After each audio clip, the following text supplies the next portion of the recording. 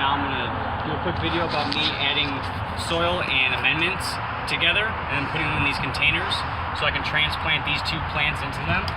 The first plant I got is Melrose sweet peppers, and I'm excited about those. Those are gonna be good. And I also got Chinese giant pepper. And so I have my soil here. I have two different kinds. This first one is Happy Frog. It's a potting soil. It contains mycorrhizae, which is the foundation that I put in my last video on my plants, on the roots to help strengthen them. And it has humic acid, so that's pretty good. And then this is my favorite one out of the two. It's called Dr. Earth Pot of Gold potting soil. It's organic, it's natural. It's also got beneficial microbes, which is the food soil web, which is very minuscule, unseen by the human eye kind of organisms that live in the soil with the roots and transplant nutrients and things like that.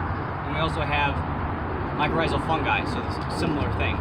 And so this one I prefer over this one, but I'm gonna use both of them. And I also got Boogie Black, and this is from a company that I fully 100% endorse and love their products. It's called Boogie Brew, and you can find them on boogiebrew.net.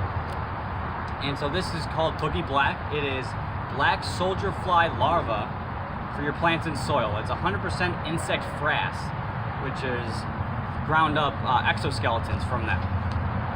And so this is good for soils, it's good for compost teas, and so this is going to be something I mix in with my soil. I also got, that falling down, I also got organic solutions, which I also got from Boogie Brew, premium worm castings, 100% organic soil amendment for your garden and indoor plants needs. And it has some directions on how to apply it, the quantity. I'm just going to eyeball it for now, but it's worm poop, and not all of it's the same. Like worms are great for your soil, and so what they poop out is very nutrient dense because they help break down organic matter and things like that. So this is going to be awesome. I also have a second worm casting. This one's a little older, so it's a little bit more dried out, but I'm still going to use it anyway. This is Worm Gold Plus worm castings. It's got chitinese, which is I can't remember exactly what it is, but it's also got 94% worm castings, 3% volcanic minerals, and 3% fossilized kelp. So it's got a good mixture of things. I used that last year for my garden. It's awesome. And then right here I got Cascade Minerals. It's remineralizes your soil. And so this is actually rock dust that's been ground up very finely. And it provides essential micronutrients for your plants, vegetables, fruits, and more. And so I love this stuff too.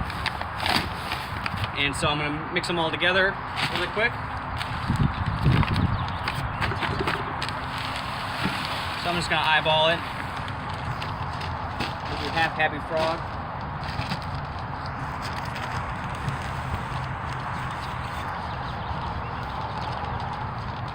Woo! Probably gonna have a little extra, but we'll see.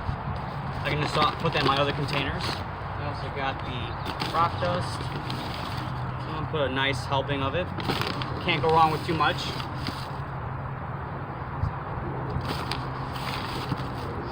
So I'm gonna put some cups in there. I got my worm castings. I'm just gonna do some dumping.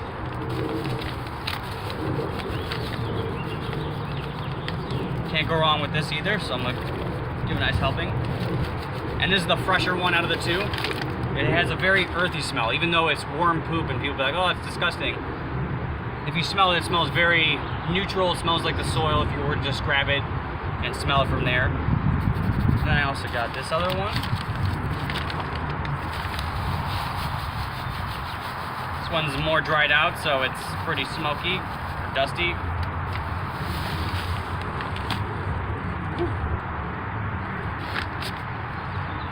Inhaling worm poop, I love it.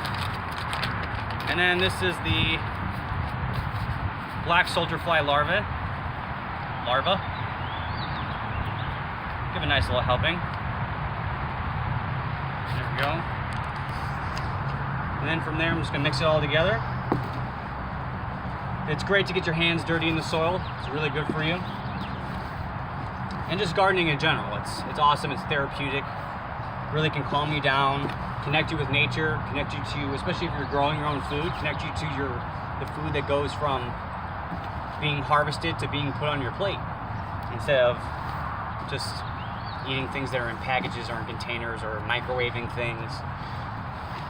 This is something I never thought in a million years that I would have ever done until last year when I started learning about how much of a good solution it is and how it's great to decentralize ourselves as a society, a community, and just be more local and deal with each other in a more positive way instead of depending on corporations and people to protect us or to feed us or to shelter us.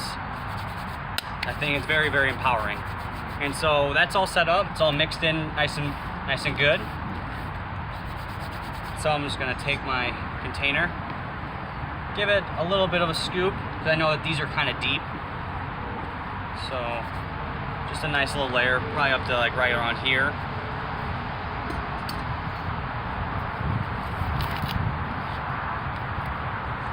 There we go. I'm gonna do this one first.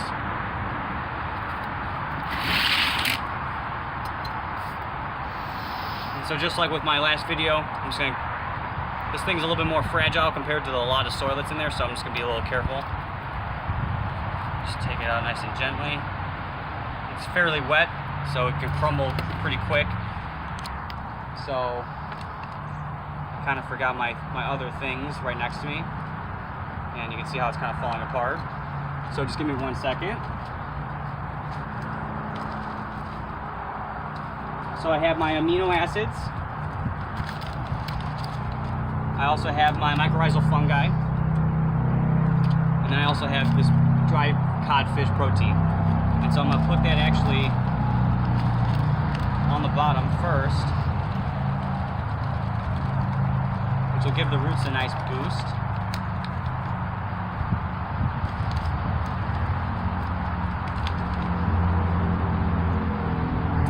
And I'm also going to put it onto the roots themselves.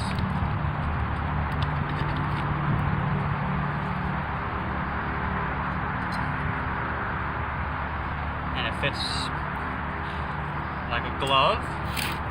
So then I'm just going to take this extra soil and fill in the cracks.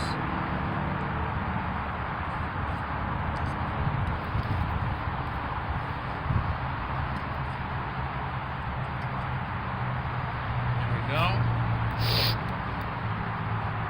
Nice and easy. Not too many steps are needed. As you can see, it only took me a few minutes to get this all prepped. And the transplanting process is fairly straightforward. And that's basically it for this one. I'm gonna actually put a little bit of, later on I'm gonna put a little bit of mulch, which will help cover the soil, the bare soil. So when it's really, really hot, it's not gonna dry out the soil, which is not good for the plant. Specific plants are more susceptible to dying if your soil dries out and they don't get enough water, but some plants can handle that stuff. Peppers are pretty good with heat, but you don't want to dry out the soil too much. So there's that one.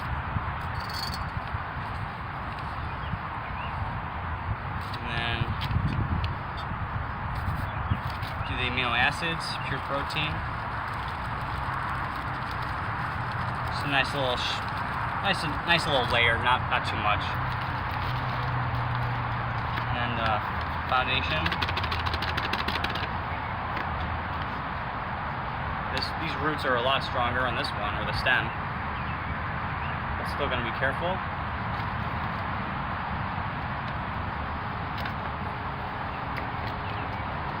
So I'm just going to scratch the bottom.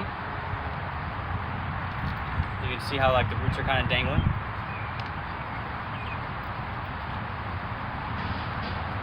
Put a little bit of powder on it.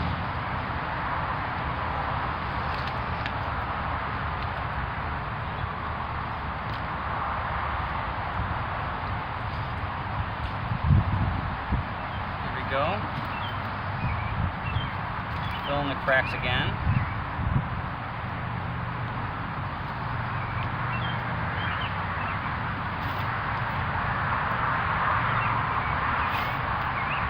And these plants I only paid just like $2 for it. And so they're gonna supply me with well more than $2 worth of food, which is extremely cost effective. They pay for themselves. Yes, you pay a premium for the ingredients, the high quality ingredients, but it's definitely well worth it. You get way more produce than if you had $2 at the store. So it's actually going to work out very, very nicely. And especially all the things I put in the soil, it's going to make sure that these guys are strong. They produce a lot. The nutrients that are in the peppers themselves, it's going to be very nutrient dense. I don't have to worry about pests or anything like that, or if it gets, the weather changes dramatically, I don't have to worry about them dying. They're going to be really strong and resilient. So that's basically it. I appreciate you guys watching this. I'm going to have some more videos as well, because I have a lot more things that I'm going to be planting. If I'm doing anything new, I'll definitely record it for you guys. And I'll definitely give you guys a walkthrough when I'm done, and just talk about what I have and how I space them out and things like that. So thank you guys so much for watching this, and take care.